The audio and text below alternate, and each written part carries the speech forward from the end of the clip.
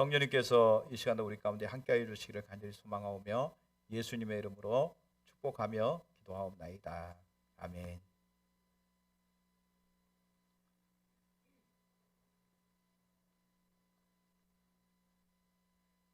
성경 말씀은 마태복음 7장 24절에서 27절 말씀 보도록 하겠습니다.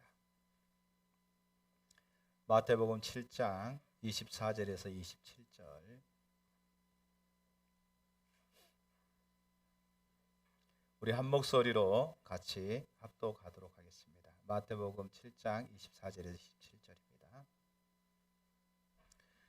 그러므로 누구든지 나의 이 말을 듣고 행하는 자는 그 집을 반석 위에 지은 지혜로운 사람 같으리니 비가 내리고 창수가 나고 바람이 불어 그 집에 부딪히되 무너지지 아니하나니 이는 주초를 반석 위에 놓은 까닭이요 나의 이 말을 듣고 행하지 아니하는 자는 그 집을 모래 위에 지은 어리석은 사람 같으리니 비가 내리고 창수가 나고 바람이 불어 그 집에 부딪힘에 무너져 그 무너짐이 심하니라. 아멘. 오늘은 하나님의 말씀을 존중히 여기는 삶, 이런 주제를 가지고 말씀을 같이 나누기를 원합니다. 우리가 하나님의 말씀을 존중히 여기는 삶은 우리 신앙에 있어서 매우 중요합니다. 많은 사람들이 성경이 하나님의 말씀이다 이렇게 말하면서도 실제적으로 하나님의 말씀을 존중히 여기고 또 하나님의 말씀을 따라가는 삶은 많지가 않습니다. 왜냐하면 표면적으로 하나님의 말씀이 말씀이라고 인정하는 것과 또 실제적으로 성경이 하나님 말씀으로 전적으로 순종하는 삶은 너무나 다릅니다. 당연히 모든 사람들이 성경이 하나님 말씀이라고 다 인정하죠. 물론 불신자들은 인정하지 않겠지만 예수 믿는 사람이라고 하면 전부 다 성경이 하나님의 말씀이다 다 인정합니다. 그런데 그 말씀을 따라서 실제적으로 살아가는 삶은 또 다른 측면입니다. 하나님의 말씀을 존중히 여긴다 그러면 우리가 그게 하나님의 말씀이기 때문에 인정하고 받아들인다 이 차원의 것을 존중히 여긴다고 말하고 있지 않아요.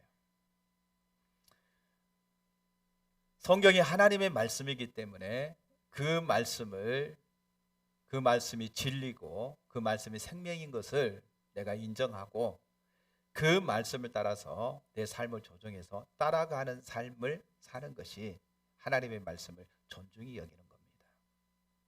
성경이 이렇게 말하죠.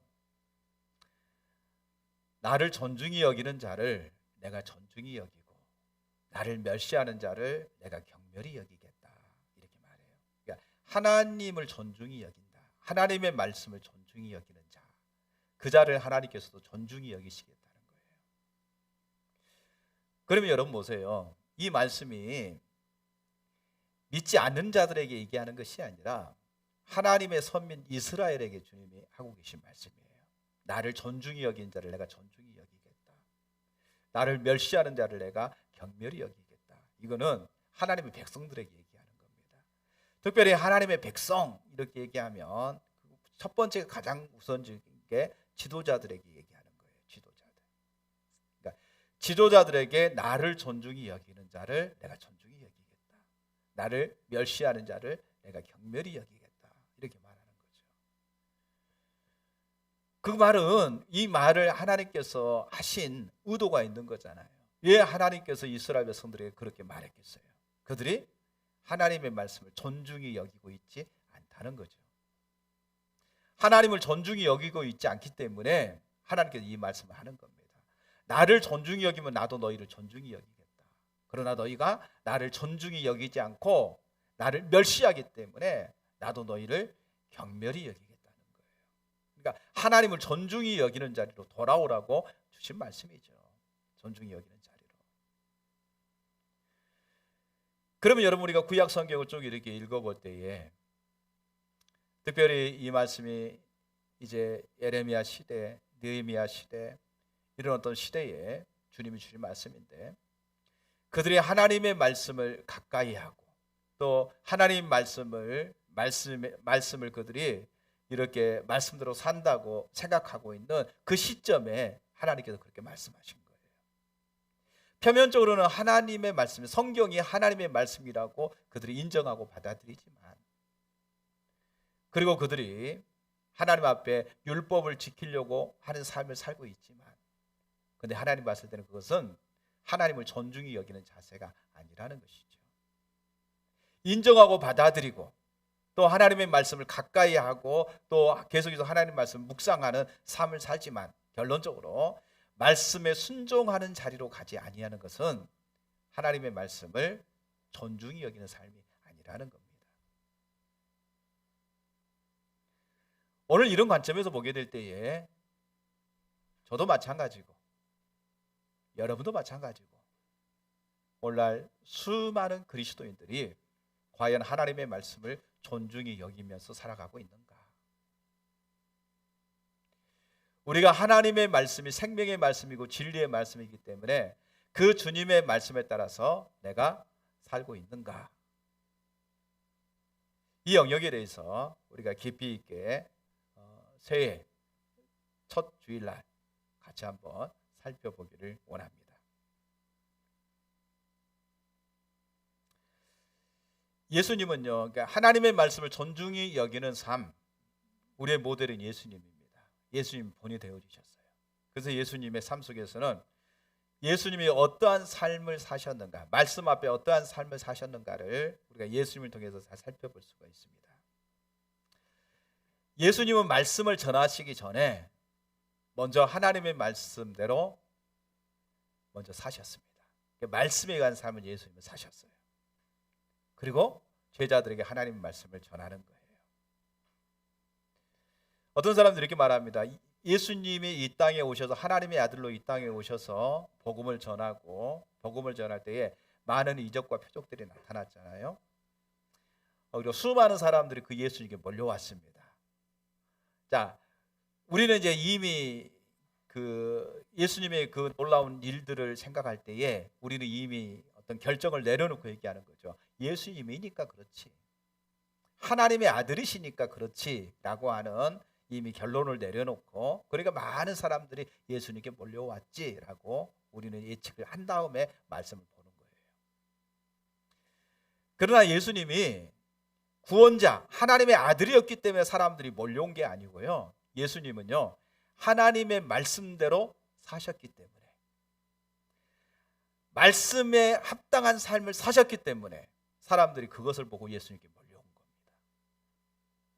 만약에 예수님께서 공수표만 날렸다고 한다면요, 몰려왔다가도 다 실망하고 돌아가고 예수님을 안 따르겠죠. 그런데 예수님은 철저하게 말씀대로 사셨어요. 그래서 사람들이 예수님께 구름대처럼 몰려들었고 예수님의 말씀을 듣기를 원했습니다. 그리고 예수님이 그 말씀을 풀어서 그들 가운데 설명한 거죠. 그러니까 하나님 나라 백성들은 이렇게 살아야 된다, 이게 하나님의 말씀이다라고 그들 가운데 나누시게 됩니다.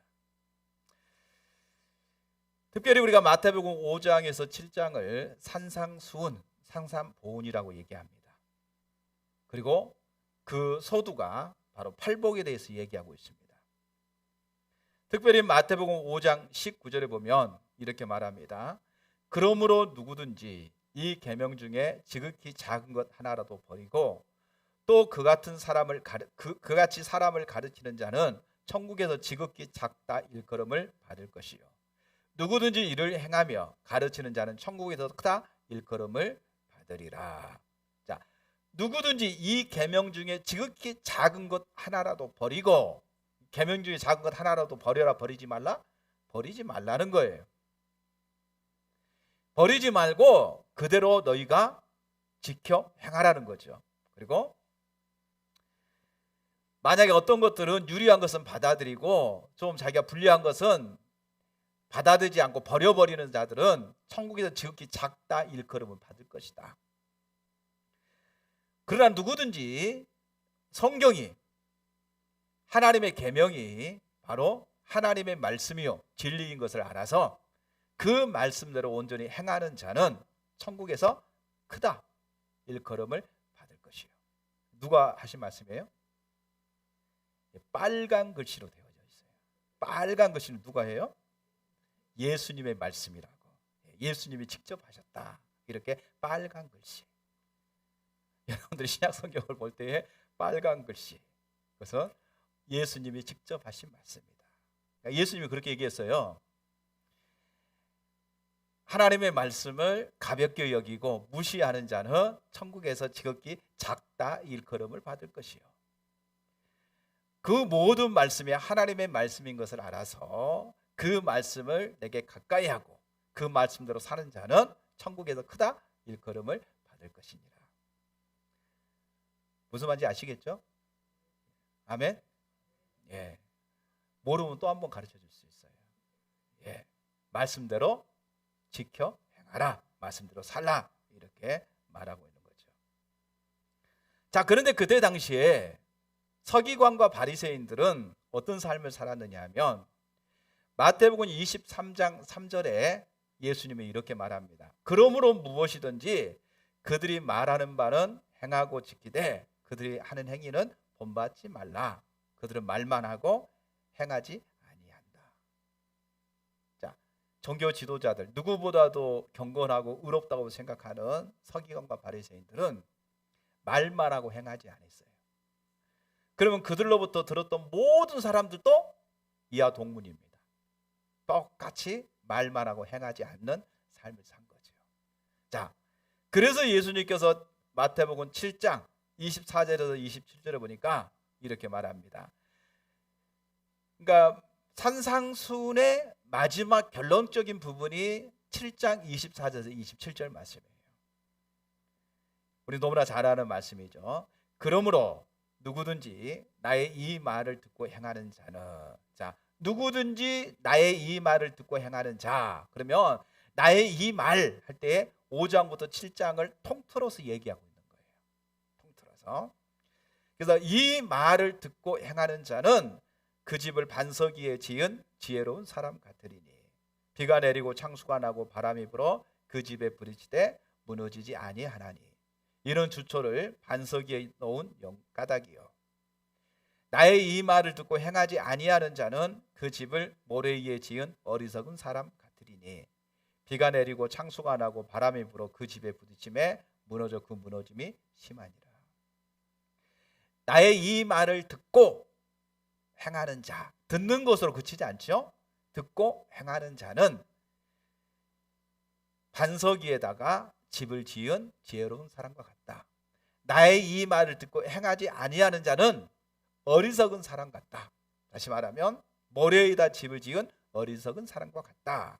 그러면서 반석 위에 지은 집은 무너지지 않아야지만 모래 위에 지은 집은 반드시 무너진다. 이렇게 얘기하고 있습니다. 그러니까 결론적으로 하신 말씀이 이거예요. 주의 말씀을 듣고 행하라. 듣고 행하라. 그리하면 절대로 무너지지 않는다. 우리의 신앙이 하나님의 말씀을 들으면 듣는 것으로 그치면 무너집니다. 우리의 신앙이. 그러나 하나님의 말씀을 듣고 행하는 사람은 절대로 무너지지 않는다는 거예요. 그래서 저와 여러분이 2022년도에는 하나님의 말씀을 듣고 행하는, 그래서 반석 위에 든든히 세운 집과 같은 그런 믿음의 성도들이 되시기를 주님의 이름으로 축원합니다. 아멘. 우리가 그 수요일 날 관계 중심 전도를 이렇게 살펴보고 있잖아요. 관계 중심 전도의 한 부분에 그 얘기를 합니다. 저자가 오사카 탐슨 박사가 여러분들은 하나님의 말씀을 듣고 이제 집에 이제 열심히 전하면 이제 교회 문을 나가는 성도들에게 물어보는 거죠. 오늘 어떤 말씀을 들으셨어요? 그러면 아무 생각이 안 나. 뭘 들었는지 몰라. 한 귀로 듣고 한 귀로 흘러버린 거죠. 그러니까 그 하나님의 말씀을 들으면서 우리는 어떤 생각을 해야 되냐면은 그 말씀이 내 삶과 나에게 지금 무엇을 말씀하고 계시는가를 집중적으로 살펴보는 게 매우 중요합니다. 그래야만이 나는 이 말씀이 나는 이 말씀을 전혀 살고 있지 않는데 이 말씀을 통해 내게 무엇을 말씀하고 있는가? 예, 성경은 그런데 나는 그렇게 살지 못할까? 이런 영역에서 말씀 앞에 정직하게 하나님 서서 은혜를 구하면서 말씀을 깨닫게 해달라고 그렇게 드려야 되는 거예요. 그런데 그냥 여기 앉아 있어서 딴 생각으로 시간을 다 때우는 거예요. 그러다 보면 교회의 문을 나설 때에 뭘 들었는지, 예배 가운데 하나님께 뭘 말씀했는지 아무 생각도 안 나는 거예요. 제가 목요일 날 그 우리 공호서 목사님 교회에서 이 교회 리모델링 공사를 하고 계셔서 얘기를 듣고 이제 거의 마무리가 됐다고 그래서 정심이나 이렇게 좀 대접해야 되겠다 생각하고 방문했어요. 그래서 이제 공호서 목사님 가정 6명하고 저하고 사모님 이렇게 8명이 식당에 가서 식사를 하면서 식사를 하는데 마침 민준이가 그러니까 공호서 목사님 큰애가 제 옆에 앉았어요. 이제 6학년 올라간대요. 그래서 같이 이제 얘기를 하는 거예요. 민준아, 동생들이 네 말 잘 듣니? 제가 이렇게 물었어요. 그랬더니 민준이가 아니요, 잘 안 들어요.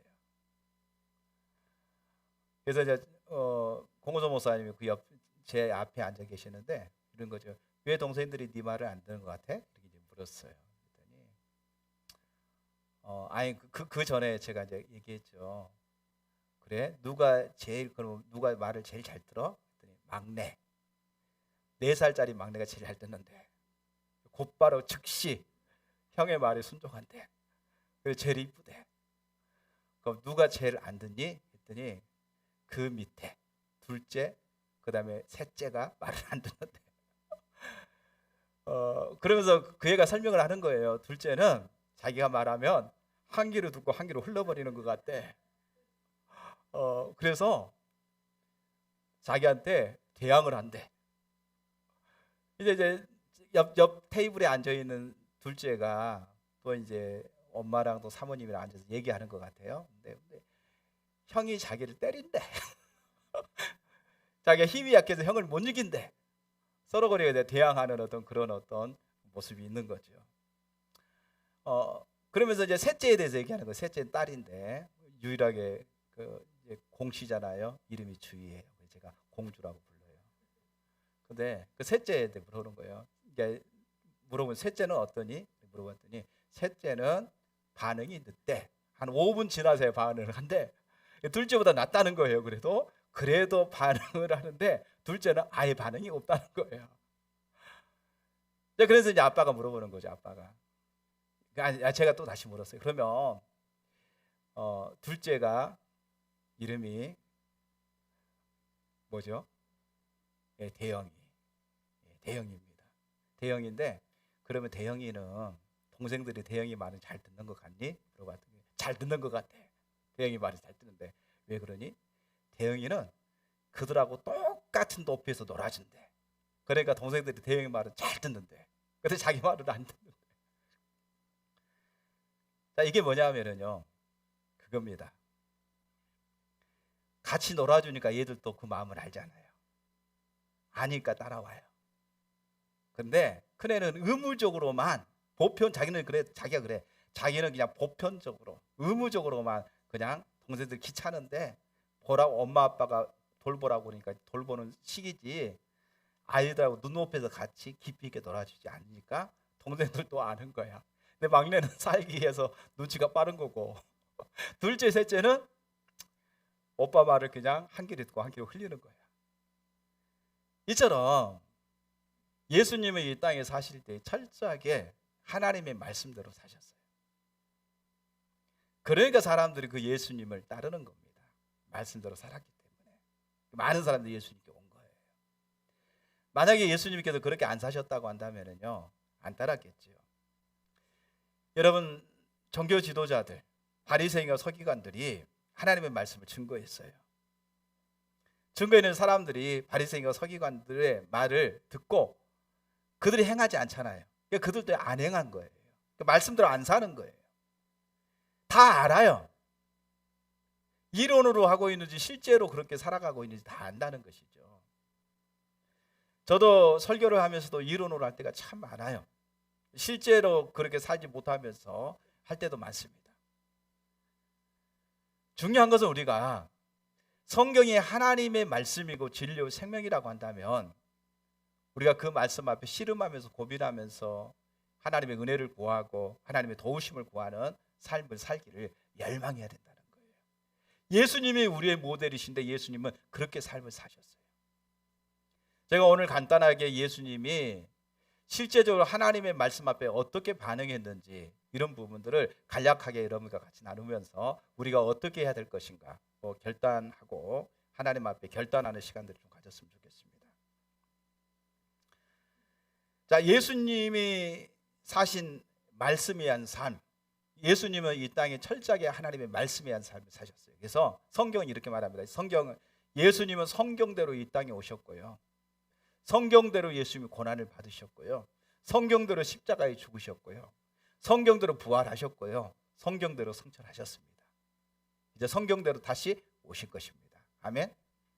자, 이렇게 말하는 건 뭐냐면 예수님이 철저하게 이 땅에 하나님의 말씀에 의한 삶을 사셨다는 것을 뒷받침하고 있습니다. 그래서 예수님은 하나님의 말씀을 증거할 때, 그러니까 성경에 있는 말씀을 증거하고 그 다음에 그 말씀이 실제인 것이 능력으로 나타나서 그 말씀이 실제인 것을 모든 사람들에게 알리는 삶을 사셨죠. 그리고 예수님 먼저 말씀을 따라가는 삶을 사셨습니다. 자, 그러면 우리는 지금 이미 다 추측을 한다니까요. 예수님이니까 가능하지요, 예수님이니까 그렇지요, 이렇게 얘기합니다. 아니요, 그렇지 않아요. 성경은 또 이렇게 말합니다. 예수님도 우리가 똑같이 성정을 가졌어요.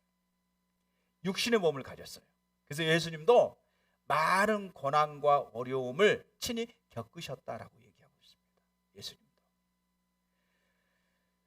자, 그러면 예수님이 우리의 모델이시니까, 예수님이 우리의 모델이시기 때문에 예수님이 말씀 앞에 어떻게 반응했는지 우리가 먼저 살펴보려고 합니다. 자, 마태복음 4장 3절에서 11절.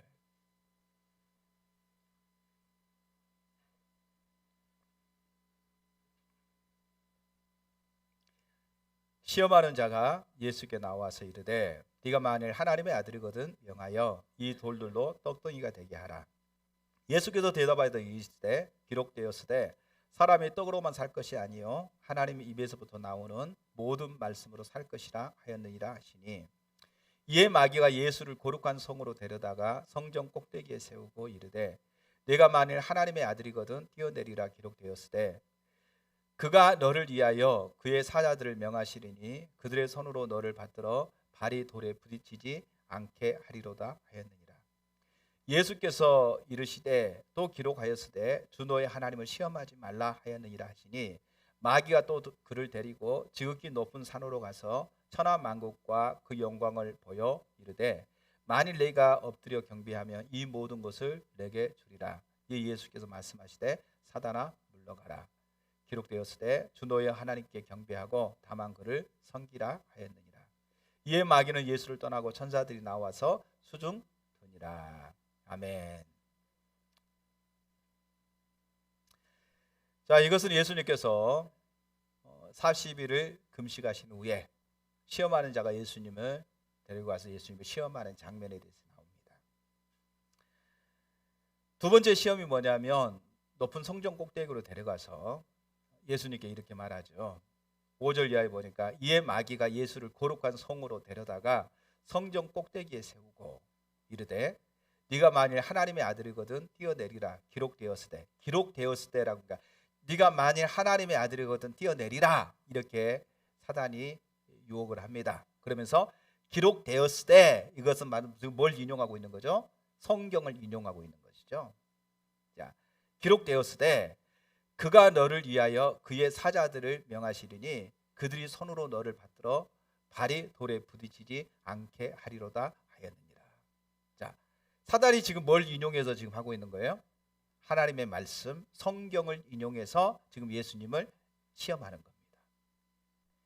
자, 그러면 사단이 지금 시험하고 있는 게 뭐냐 하면 시편 91편 11절에서 12절 말씀을 들어서 지금 인용을 하고 있는 겁니다.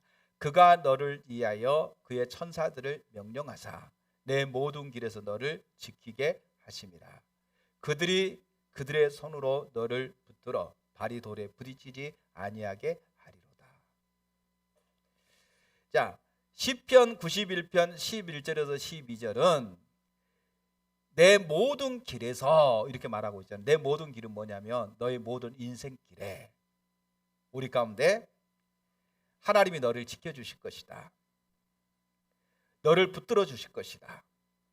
너희 가운데 많은 장애물, 어려움들이 있어도 너를 넘어지게 하는 그런 상황이 있다 할지라도 하나님이 너를 붙들어 주셔서 넘어지지 아니하도록 하나님 너를 지켜주실 것이다. 이걸 얘기하고 있는 거예요. 그런데 사단은 교묘하게 그 말씀을 딱 쭉 뽑아다가 자기가 원하는 구절로 해서 거기다가 접목을 시키는 겁니다. 짜집기를 하는 거예요. 여러분, 짜집기를 글자들이 많이 담은 짜집기를 툭툭 해가지고요, 자기가 원하는 문장을 만들고 자기가 원하는 줄거리를 만들어요. 그래가지고 이게 하나님의 말씀이다 이렇게 하는 거죠. 이단들이 그 짓을 잘해요. 짜집기 하는 거. 여기저기서 뽑아다가 그걸 짜집기에서 연결해서 마치 그것을 풀어버립니다. 그러면 마치 그 말이 다 맞는 것처럼 느껴지는 거예요. 그렇게 짜집기를 해요. 그러면 이제 이거죠. 짜집기를 하는데 예수님은 이것 봐라, 짜집기 하네? 예수님은 알아보는 거죠. 그래서 그렇게 말할 때 예수님이 그 사단의 어떤 유혹하는 부분을 뭐라고 얘기합니까? 사단아, 물러가라.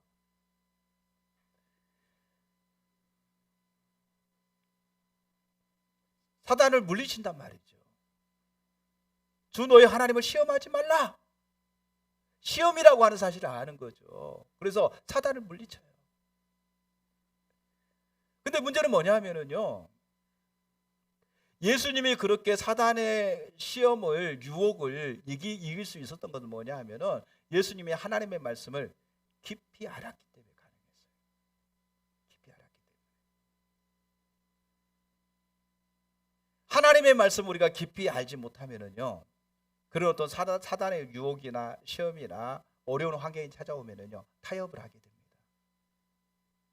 넘어집니다. 하나님의 말씀을 붙잡고 믿음으로 서는 것이 아니라 그 환경적인 요소 가운데 어떤 유혹이나 미혹이나 환경적인 요소 가운데 어떤 문제가 찾아오면은요, 타협을 하게 되고요, 그 미혹에 넘어지는 일들이 너무나 많아요. 그러면 왜 그런 유혹에 넘어지느냐? 하나님의 말씀을 모르기 때문에, 하나님 말씀을 깊이 깨닫지 못하기 때문에 그러는 거예요. 예수님은 하나님의 말씀을 깊이 알았습니다. 그래서 어떤 유혹이나 어떤 미혹에도 넘어지지 않았습니다. 그럼 우리가 하나님의 말씀을 깊이 알기 위해서는 어떻게 해야 될까요? 여러분들이 하나님 말씀을 가까이 해야 돼요. 계속해서 읽고 묵상하고, 그 말씀 묵상하면서 여러분들이 그 말씀이 어떤 의미인지, 저도 설교를 하면서, 설교를 준비하면서 어떤 단어들, 한자로 된 어떤 단어들이라든지 그런 단어들이 이해가 안 되는 것들이 있어요. 주석을 찾아보고 언어를 찾아보고 또 다른 사람들이 해석해 놓은 것들을 찾아보면서 그 의미가 무엇인가를 또 새롭게 알려고 하고, 이렇게 하면서 이런 의미를 가졌구나, 이렇게 해석하는 것이 옳구나 라고 하는 것들을 제가 풀어보면서 다시금 또 해석을 하고 그럽니다. 그러니까 여러분들도 그런 자세를 갖는 것이 매우 중요하다는 거죠. 하나님의 말씀을 내가 올바로 이해하고 받아들이고 올바른 해석을 통해서 그 말씀의 의미와 의도를 발견하기 위해서, 그러니까 지식적으로 하나님 말씀은 올바른 교리를 갖는 것이 매우 중요해요. 올바른 교리를 갖는 것이 매우 중요하다. 이단들은 그러니까 이런 어떤 올바른 교리의 틀 안에 우리가 올바른 하나님의 말씀의 올바른 교리를 가지고 있으면, 이단들은 이 교리에 합당하지 못한 잘못된 어떤 교리들을 내놓고 사람들을 미혹한단 말이죠. 그래서 2000년 기독교 역사 가운데 이단들은 자꾸 우리가 하나님의 말씀에 미혹되도록 짜집게서 사람들의 마음을 갖다가 혼탁해. 그러면서 이렇게 말합니다. 그건 사람이 해석한 것이고 우리는 영적으로 해석하는 것이다. 웃기고 있어요. 말도 안 되는 소리죠. 자기들의 영적인 해석을 했대.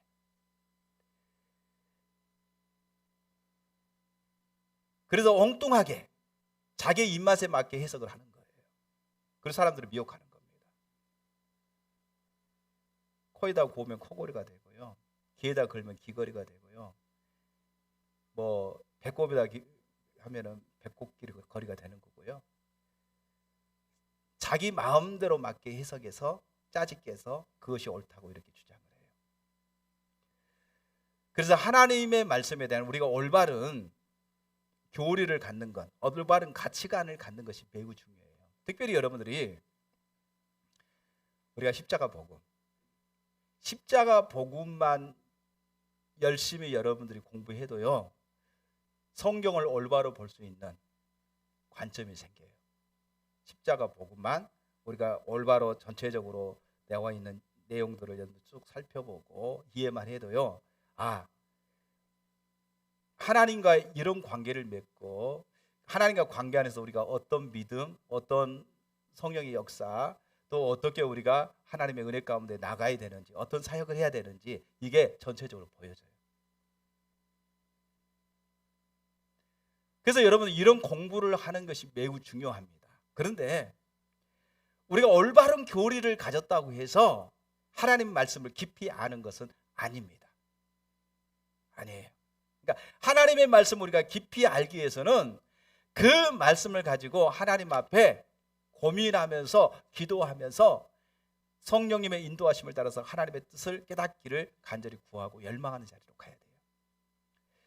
시편 119편 기자가 그 하나님의 말씀을 붙잡고 그 말씀을 붙잡고 하나님 앞에 깨닫게 해달라고, 그 말씀을 통해서 나를 살게 해달라고 그렇게 하나님께 간절히 기도합니다. 저와 여러분에게 문제가 있다고 한다면 뭐냐 하면요, 듣는 것으로만 끝내려고 하는 거예요. 지식적으로 알고 있는 것으로만 끝내려고 하는 거예요. 그 말씀을 가지고 씨름하면서 고민하면서 그 말씀을 하나님 앞에서 깨닫고 그 말씀의 진정한 의미와 의도와 목적을 발견하기 위해서 하나님을 찾는 자리로 나가지를 않는다는 거예요. 그러니까 예배 끝나고 교회 밖에 나갈 때에 오늘 말씀을 통해서 어떤 은혜 받으셨어요? 그러면은요, 오늘 뭘 들었지? 이 생각도 안 난다니까요. 물론 여러분을 두고 얘기한 것은 아닙니다. 어떤 사람은 그날은 기억할 수 있어요. 그 다음날 주일 설교 어땠어? 주일설 뭐 설교해서 생각해보고 제목도 생각이 안 나. 주보를 봐야만이 그랬구나 생각이 날 정도야. 그러니까 이만큼 뭐냐면은 그냥 우리는 한 귀로 듣고 한 귀로 흘러버리는 거예요.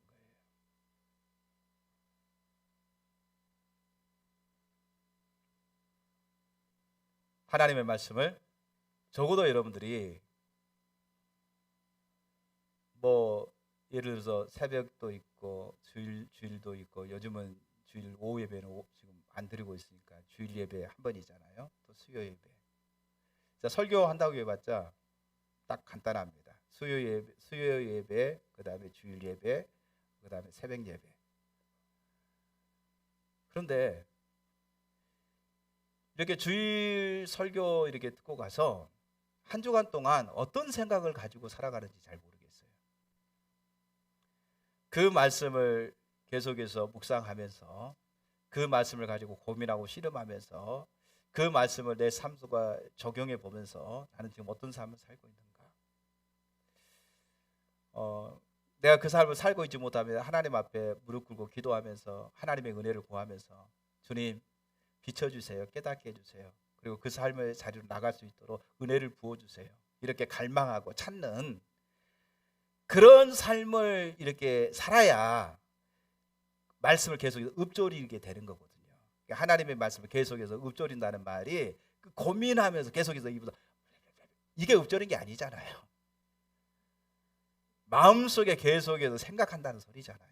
그 말씀을 계속 생각하면서 그 말씀 앞에 비춰달라고, 의미가 뭔지 내 삶을 비춰달라고 이론적으로는 알아요. 그런데 문제는 뭐냐면 내 삶과 그 말씀이 적용이 돼야 되잖아요. 삶 속에서 그 말씀이 역사해야 되잖아요. 그래서 계속 읊조리면서 그 말씀을 내가 어떻게 그렇게 살아갈 수 있는지, 무엇이 문제인지, 살지 못하는 이유가 뭔지, 왜 말씀이 내 속에서 역사하지 않는지, 이런 부분에 고민하면서 하나님 앞에 찾고 구하고, 또 그렇게 할 때에 어떤 일이 일어날 때에 그 말씀 앞에 내가 반응해 보고, 이런 삶을 살아가는 삶을 여러분들 계속해서 한 주간 그렇게 고민하고 살아간다고 한다면요, 여러분 삶 속에 놀라운 변화가 있을 겁니다. 그런데 그 자리로 가는 분도 있을지 모르지만 전 대다수는 안 간다고 생각합니다.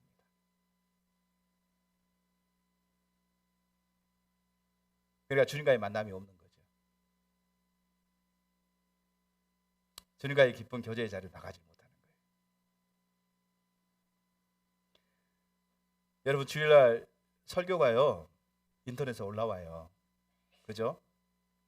놓쳤으면 다시 인터넷 또 들어보면은 설교가 쭉, 주일날 설교를 제가 딱 설교만 딱 녹화를 해가지고 딱 거기만 올려놔요. 그러면 뭐 길면 1시간, 짧으면 45분 뭐 이 정도 설교돼요. 그러면 그렇게 듣다가 기억나는데 어떤 부분이 기억 안 나면 쭉 옮겨서 그 자리만 다시 들을 수도 있어요. 그런데도 안 들어요.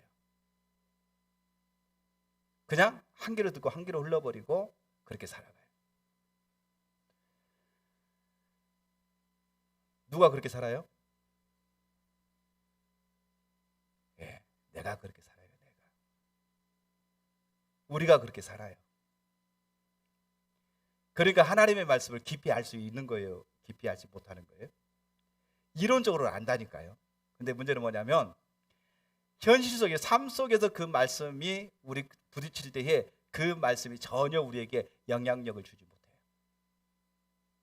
전혀 우리의 눈을 열어서 보지 못하게 만들어요. 말씀을 아는 것처럼 생각되는데 말씀을 몰라요. 예수님은 말씀을 깊이 아셨어요. 깊이. 예수님이 깊이 아셨다는 것은 그 말씀을 가지고 예수님이 씨름하는 삶을 계속해서 사셨다는 거예요. 씨름하는. 여러분, 예수님이 누구보다도 많이 기도하신 분이 예수님이에요. 아멘. 하나님과 관계 안에서 하나님의 말씀을 붙잡고 기도하면서 그 말씀이 실제적인데 내 삶이 안 되기 때문에 우리가 겟세마네 동산에서 기도할 때 이렇게 말하잖아요. 아버지여, 할 수만 있다고 한다면 이 잔이 내게 떠나가게 하소서. 떠나가게 하소서. 그렇지만은 나의 뜻대로 마시고 아버지의 뜻대로 되기를 원합니다. 이렇게 3번이나 반복이 기도하잖아요. 그러면 겟세마네 동산에서만 예수님이 그렇게 심각하게 기도했을까요? 예수님의 이 생애 전체가 그러한 기도를 한 겁니다. 그때만 심각하게 예수님께서 그렇게 기도한 게 아니고요, 예수님의 삶 전체가 그렇게 기도하는 삶을 산 거예요. 그 삶을 통해서 아버지의 뜻을 깨닫고 아버지 행하심을 보기를 원하며 아버지가 동행하기를 원하며 아버지 일에 동참하기를 원하면서 그렇게 기도하면서 예수님이 하나님 앞에 매달렸고 말씀을 붙잡고 하나님 앞에 그렇게 나가는 삶을 살았기 때문에, 그 삶이 됐기 때문에 겟세마네 기도도 가능한 겁니다. 그렇게 몸부림치면서 주님을 찾았고 주의 말씀을 깨닫기 위해서 간절하게 열망하고 그렇게 주님 앞에 섰어요. 그런데 우리는, 그래서 예수님은 새벽 미명에 기도했고요,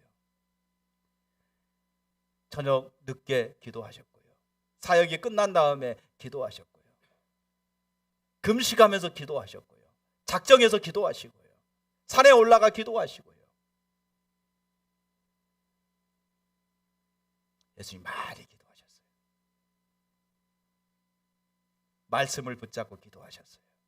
말씀을 붙잡고 그 말씀을 그대로 응해지도록, 그 말씀이 내 삶 속에 실제적으로 역사하시도록 예수님이 그렇게 말씀을 붙잡고 씨름하면서 하나님 앞에 나가서 기도했기 때문에 예수님은 하나님의 말씀을 깊이 아셨습니다.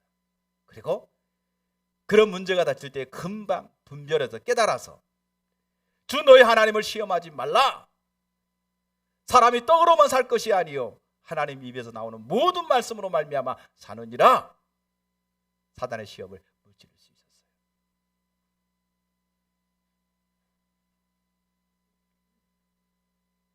예수님은 말씀을 깊이 아셨습니다. 두 번째는요,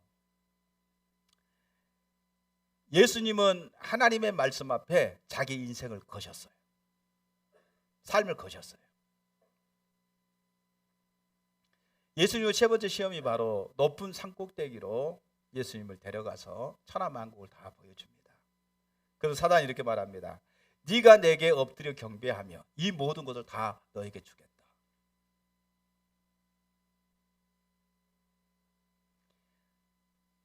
예수님은 사단아 물러가라. 그 모든 유혹을 물리치고요, 사단을 물리쳤어요. 예수님은 하나님의 말씀 앞에 자기의 모든 인생을 다 걸었어요. 삶을 걸었습니다.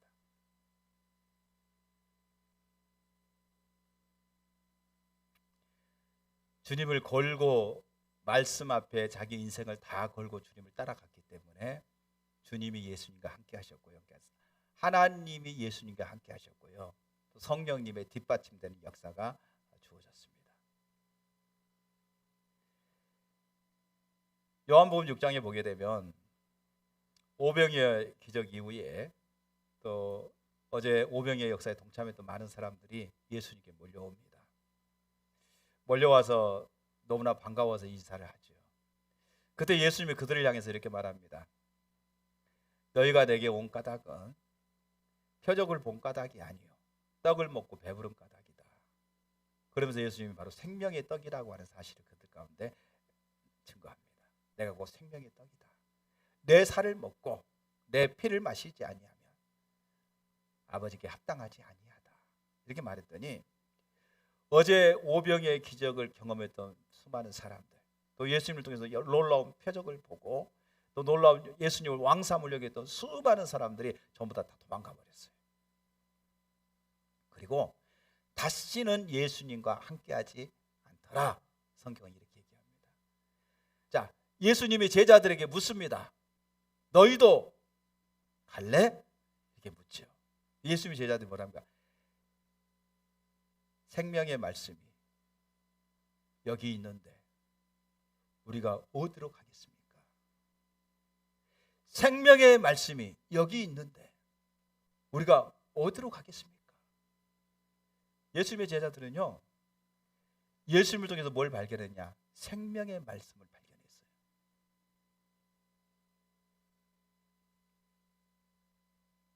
그리고 예수님 앞에 자기 인생을 다 건 거예요. 걸었기 때문에 사도 베드로가 될 수 있었고요. 걸었기 때문에 사도 요한이 될 수 있었고요. 걸었기 때문에 예수님의 제자들로서 이 땅에 하나님의 교회를 세우는데 놀랍도록 동참하는 사도들이 될 수 있었어요. 주의 말씀 앞에 모든 걸 다 걸었어요. 모든 걸 걸고 예수님을 따랐습니다. 모든 걸 걸고 주님을 따르니까 주님의 뒷받침이 함께하는 것이죠. 예수님과 함께 하셨던 놀라운 표적들, 놀라운 능력들, 놀라운 역사들이 예수님 제자들에게도 동일시하게 그렇게 나타납니다. 베드로와 요한이 오순절날 성령님이 임하신 다음에 성령이 충만함을 입고 그들이 기도하기 위해서 이제 예루살렘 성전으로 가려고 합니다. 성전 미문에 앉아있던 안진뱅이가 구걸을 합니다. 도와주세요. 나는 네가 원하는 근이나 돈은 없지만 내게 있는 것으로 내게 주노니 나사렛 예수 이름으로 일어나 걸으라 선포합니다. 이 사람은 날 때부터 한 번도 걸어본 적이 없는 사람이에요. 한 번도 걸어본 적이 없어요. 자, 이 주님의 치료하셨어요. 그러면 치료했다 할지라도 그 사람은요, 우리가 뻔히 알잖아요. 한 번도 걸어본 적이 없기 때문에 다리에 힘이 있어요, 없어요? 힘이 없어요. 그 사람이 걸으려면은요, 치료를 오랫도록 받고 그 다음에 걸으면서 뼈가 좀 붉어지고 등등 해가지고 서서히 걸으면서 서서히 걷다가 이제 빨리 걷다가 뛰기도 하고 이렇게 되는 거죠. 곧바로 그렇게 하려면은요 다리 작살 나는 겁니다. 근데 그 시간에 그 모든 걸 다 해결됐어. 치료가 될 뿐만이 아니라 다리에 힘이 들어가고 그리고 다리에 모든 운동이 살아나기 시작합니다. 그 사람이 걸었어요. 뛰었어요. 이 놀라운 역사가 당장 예수님을 통해서 일어난 것이 아니라 베드로와 요한을 통해서 그 자리에서 일어난 거예요.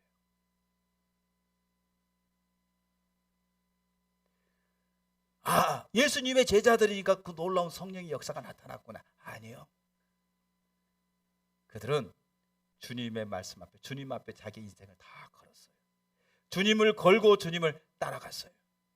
걸고 따라갔더니 하나님께서 뒷받침하기 시작한 거예요. 신약에서 가장 활동적으로 사역했던 사도 중에 하나가 사도 바울이잖아요. 사도행전 11장 사도행전 11장 이후부터 바울에 대한 사건이 계속 나옵니다. 그가 예수님을 만나고 부활하신 예수 그리스도를 만나고 그 다음에 이제 주님께 붙들림 받아서 그때부터 주님을 전하기 시작합니다. 사역이 안 됩니다. 핍박과 어려움 당하고 도리어 많은 사람들에게 공경을 처하게 되는 그런 일들이 주어져요. 내가 은혜 받았다고 해서 내가 예수님 만났기 때문에 금방 뭔가 되어질 것처럼 생각되는데 안 돼요. 그리고 그때부터 바울은 약 10년에서 13년의 세월을 주님과의 만남, 주님과의 교제 안에서 하나님의 말씀을 붙잡는 그런 시간들을 가져요. 성경에 나와 있지 않지만 그 시간들이 바울에게 있어서 하나님을 만나는 시간이었고 하나님 말씀을 발견하는 시간이었고 하나님 말씀을 새롭게 해석하는 시간이었어요. 그리고 그의 인생을 이제는 주를 위해서 살기로 결단하는 시간이 바로 그 시간들이라고 생각합니다. 그리고 그가 이제 바나바를 통해서 안디옥에 불려가게 되고 안디옥에부터 사역을 시작할 때 그때부터 놀라운 성령의 역사가 뒷받침하기 시작하고요. 그리고 그가 이제는 유럽으로 이방인 사역 복음 전도를 하게 될 때에 그의 사역 통해서 놀라운 역사들이 뒷받침하는 일들이 주어지죠. 사도 바울이 자기의 삶을 주님 앞에 걸었어요. 하나님의 말씀 앞에 자기의 모든 삶을 걸고 쫓아갔기 때문에 그 놀라운 일들이 이루어진 겁니다.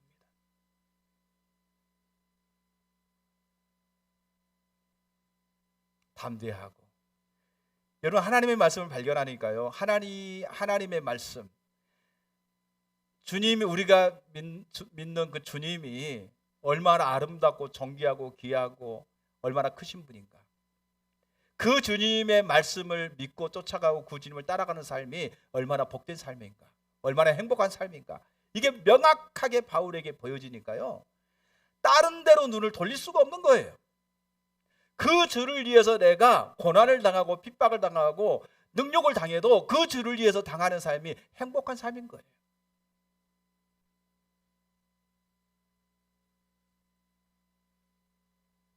죽음까지 각오하고 그렇게 주님을 따라갈 수 있는 거죠. 그리고 그 주님 앞에 모든 걸 걸었더니 주님의 말씀을 뒷받침하기 시작한 겁니다. 말씀대로 순종하고 그 말씀 앞에 자기의 생명을 걸고 쫓아갔더니 주님이 그 말씀이 주님의 말씀인 것을 증거하기 시작한 거예요. 증언하기 시작하는 거예요. 이게 이제 성령의 역사죠. 사람들의 마음문을 열어서 말씀을 듣게 하고 그 말씀을 듣고 선포했더니 그 말씀을 통해서 병든 자가 고침을 받고 억눌린 자가 자유케 되고 억압된 자들이 풀려나는 이런 일들이 예배 가운데 일어나기 시작한 거죠. 말씀에 자기 인생을 걸고 쫓아갔더니 하나님이 말씀을 걸고 인생을 쫓아가는 그 사람을 뒷받침하기 시작한 거예요. 아멘. 시작한 거죠.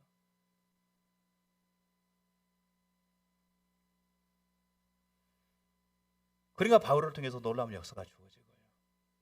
베드로와 요한을 통해서 놀라운 역사가 주어지고 예수님의 제자들 통해서 놀라운 역사가 주어진 거죠. 그들은 하나님의 말씀을 깊이 할 뿐만이 아니라 주의 말씀을 자기 인생을 걸고 그 말씀을 쫓아가는 모습을 볼 수가 있습니다. 그렇게 하나님의 말씀을 쫓아가니까 하나님께서 그들의 눈을 열어서요. 그러니까 중요한 거 그거예요. 지식적으로만 알면 뭐가 안 되느냐 하면은요, 실제로 경험이 안 되어져요. 말씀을 듣고 그 말씀이 하나님의 진리의 말씀인 것을 알아서 순종함으로 가게 될 때에 우리는 그 주님의 말씀을 통해 누구를 발견하냐? 하나님을 발견하게 돼요. 하나님이 어떤 분인가를 발견하게 됩니다. 그러니까 하나님이 사랑의 하나님이라고 말하고 있는데, 여러분, 하나님은 인자와 자비가 많으신 사랑의 하나님이십니다. 믿으십니까? 아멘 했어요. 어려움이 찾아왔어요. 그런데 인자와 자비가 많으신 사랑의 하나님이라고 성경이 얘기하고 있는데 나한테는 그게 전혀 와닿지가 않아. 만약 자비와 인자가 많으신 하나님이라고 한다면 이 어려움 속에서 나를 해결해 주시고 하나님 나를 품어주셔서 자유케 해줘야만이 하나님은 자비와 인자가 많으신 하나님인 걸 알겠는데 여전히 고통스럽고 너무 힘들어. 자, 그런데 그 상황 속에서도 자기가 너무나 고통스럽고 너무나 힘든 상황 속에서도 주의 말씀을 붙잡고 그 주의 말씀을 따라서 자기 삶을 저기 순종해 나갔더니 그 말씀을 통해 순종할 때에 그 하나님의 자비와 사랑이 무엇인가를 그 시간에 알게 하신 거죠. 우리 하나님은 내가 성경으로만 알았던 그 자비와 은혜의 하나님, 인자가 많으신 하나님이라는 사실을 이제까지 귀로만 들었고 읽기만 했는데 정말 우리 하나님은 자비와 사랑이 많으신 하나님, 긍휼을 베푸시는 하나님이시구나. 이거를 경험적으로 그 하나님을, 그러니까 말씀을 통해서 우리는 누구를 만나요? 하나님을 만나야 돼요. 그 하나님을 만날 때 그 하나님의 성품이 확 비춰지면서 깨달아지면서 그 하나님을 실제적으로 발견되게 되는 거죠. 우리 하나님은 이런 하나님이시구나. 그러니까 그 하나님의 말씀을 따라서 좁은 문, 좁은 길, 고난이 있다 할지라도 그 말씀에 따라서 순종하면서 나갈 수 있는 거죠. 이게 이제 다트입니다. 다트. 우리가 주님 말씀 앞에 순종하며 나가고자 할 때, 주님 말씀 붙잡고 나가고자 할 때에 하나님께서 우리의 눈을 열어서 그 주님을 실제적으로 알게 하시는 거예요. 하나님 말씀, 하나님을 아는 지식, 이게 다트인데 우리 가운데 실제적으로 눈을 열어서 말씀을 통해서 누구를 발견하느냐? 하나님을 발견하는 거죠. 하나님의 성품을 발견하는 겁니다. 하나님의 속성을 발견하는 겁니다. 우리 하나님은 이런 하나님이구나. 하나님의 이 은혜를 베푸시기 위해서 이런 환경을 하나님이 허락하셨고 이 환경을 통해서 나에게 하나님을 찾도록 하셨구나. 하나님을 찾지 않으면 이런 은혜가 내게 주어지지 않을 텐데, 내가 하나님을 발견하지 못했을 텐데, 이런 환난과 이런 어려움을 통해서 내가 하나님을 찾도록 하나님 나를 이끄셔서 내가 하나님을 찾았더니 하나님께서 하나님이 누구인가를 내게 알게 하셨구나. 이걸 경험적으로 알게 되죠. 그러면 그때 우리가 고백하는 게 바로 그겁니다. 고난이 우리에게 뭐가 됐다? 유익이 됐다. 이렇게 말하는 거죠. 고난이 도리어 내게 유익이다. 근데 그 하나님을 발견하지 못하면 고난 가운데 고난이 유익이에요. 그런 얘기 하지 마요. 그게 유익이면 당신아 많이 당해요. 이렇게 말하죠. 그런데 고난을 통해서 정말 하나님을 발견하고 하나님의 사랑을 깨닫고 그 다음에 그 하나님과의 실제적인 교제 가운데 나가는 사람은요, 고난이 정말 유익입니다. 내가 그렇게 하나님 그 상황 속에서 하나님의 일은 대안이 없어서 하나님께 엎드리고 하나님 앞에 울면서 기도하고 하나님을 찾았더니 하나님이 어떤 하나님인가를 내게 알게 하셨고 그 하나님의 사랑을 내게 깨닫게 하셨습니다. 이런 고백들이 되어지는 거죠. 아멘. 이렇게 알게 되면 우리가 하나님 말씀을 더 존중히 여기는 거죠. 하나님 말씀을 더 가까이 하게 되는 거죠. 왜? 말씀을 통해서 말씀하신 하나님을 내가 발견하니까. 성경으로 말씀하신 그 하나님을 내게 발견하고 말씀을 통해서 하나님의 음성을 듣게 되고 말씀을 통해서 하나님의 능력을 깨닫게 되니까 더 하나님 말씀을 가까이 하고 그 말씀을 더 하나님의 음성도 듣기를 원하는 그 자리로 나가게 되는 거죠. 선순환이 되는 거예요. 계속해서 선순환.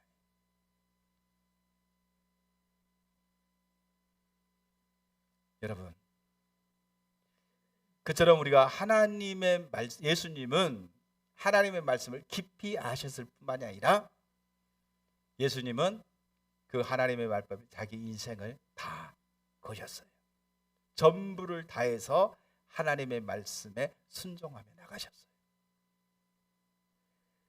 예수님의 제자들도 예수님과 똑같이 그 말씀을 가지고 씨름하고 고민하면서 말씀을 깨닫기 위해서 몸부림치면서 하나님을 찾았을 뿐만 아니라 그렇게 하나님의 말씀이 발견되어지고 깨달았을 때는 자기의 모든 것을 걸고 하나님 말씀 앞에 순종하며 나갔습니다.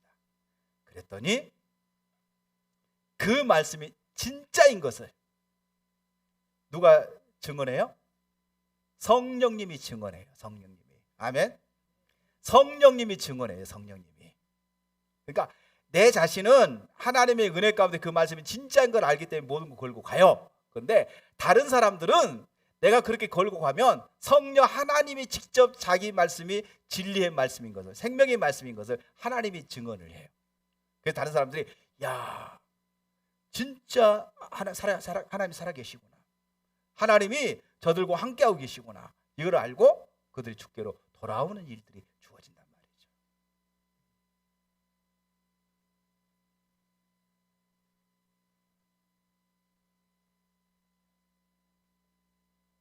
우리가 갈라디아서 2장 20절에 우리 너무나 잘 아는 말씀이죠. 내가 그리스도와 함께 십자가에 못 박혔나니 그런 적 이전에 내가 산 것이 아니요 오직 내 안에 그리스도께서 사신 것이라. 이제 내가 육체 가운데 사는 것은 나를 사랑하사 나를 위하여 자기 자신을 버리신 하나님의 아들을 믿는 믿음 안에서 사는 것이라. 내가 그리스도와 함께 십자가에 못 박혔다. 내가 예수와 연합하여 십자가에 죽었다는 것이죠. 그래서 내 안에 내가 산 것이 아니라 누가 산다? 예수님이 사셨다. 예수님 내 안에 사신다. 예수님 내 삶 속에 예수님이 성령으로 내게 임하셔서 내 안에 계신다는 거죠. 그러면 내가 이제까지 성령님이 내게 오셨는데, 제가 지난주에도 얘기했죠. 성령님 우리에게 오신 건 뭐죠? 그분이 왕으로, 주인으로 내게 통치하고 다스리기 위해서 오셨어요. 그럼 바울은 이렇게 말합니다. 그런 적 이제 내가 사는 것은 뭐에서 사는 거죠? 나를 사랑하사 나를 위하여 자기 자신을 버리신 하나님의 아들을 믿는 믿음 안에서 산다. 이제 내가 남은 생애를 육체 가운데 사는 것은 나를 위해서 사는 것이 아니라는 거죠. 나를 위하여 자기 자신을 십자가에 못 박이신 예수 그리스도, 그분을 위해서 산다고 얘기하고 있어요. 이 삶이 실제가 되어야 되는 거죠. 이 삶이 내 안에 예수 그리스도가 사시는 삶. 그래서 우리가 예수 그리스도와 동행하면서 예수님이 기뻐하는 통치와 주권을 가지고 우리 삶을 인도하셔서 하나님이 원하시는 삶을 살아가는 것, 이게 실제가 되어지는 거죠. 이게 이제 말씀이 우리 안에 거하시는 삶이죠. 이게 그렇게 하나님을 간절히 찾고 구하고 말씀을 통해서 간절히 구하고 찾고 또 비춰주면 순종하고 그렇게 갈 때에 이게 이제 되어지는 거죠. 다트가 되어지는 겁니다. 그리고 이 삶이 가능해져 가는 겁니다.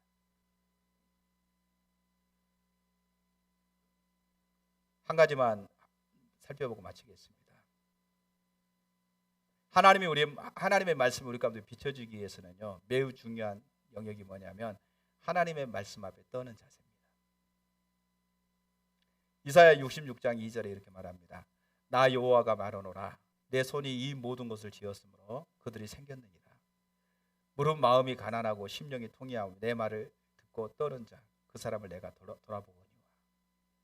돌보려니와.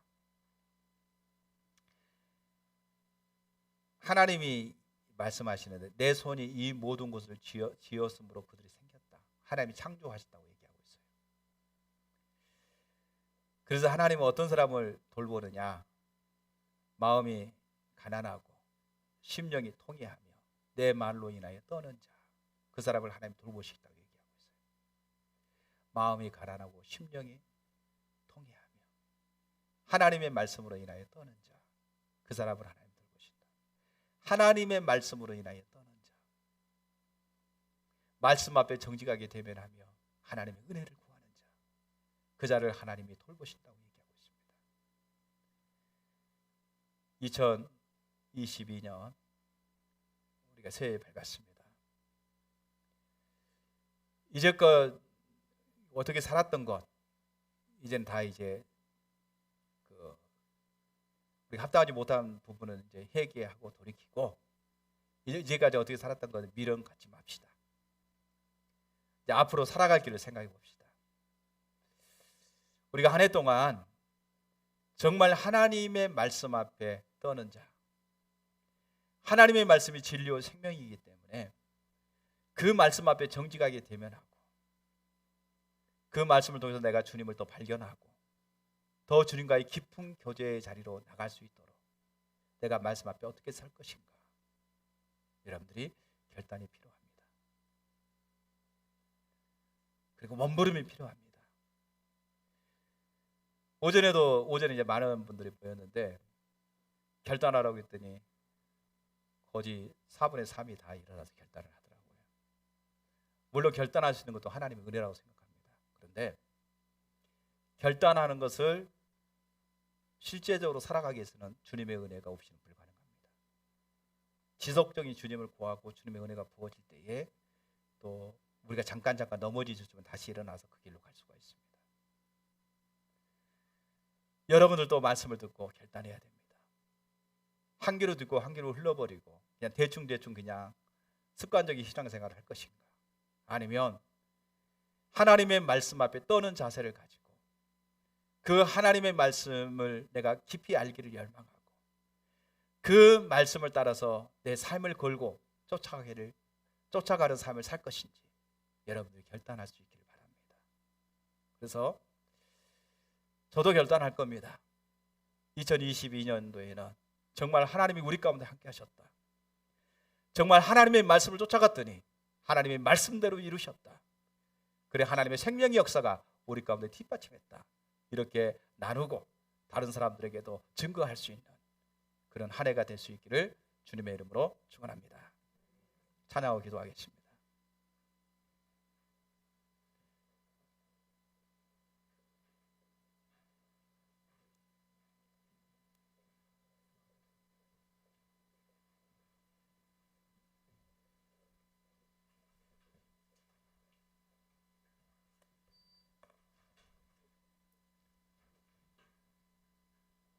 별지 366장입니다.